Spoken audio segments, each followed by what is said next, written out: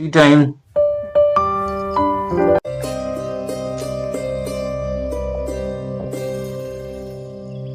শুনতে পাচ্ছ?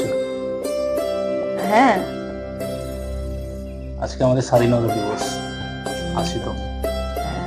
আচ্ছা, তোমার কাছে স্বাধীনতার অর্থ কি, একজন নারী হিসেবে তথা একজন মানুষ হিসেবে?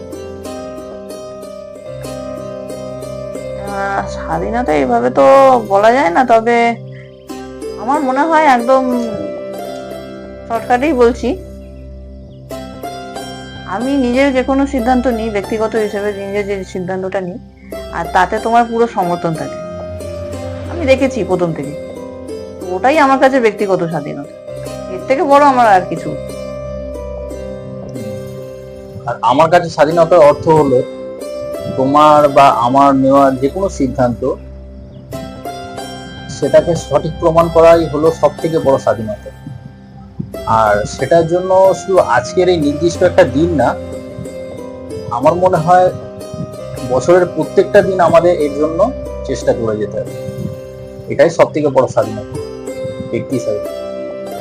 ঠিক বললাম তো? শুনতে পাচ্ছ? মায়ের আগমনী গান বাজছে।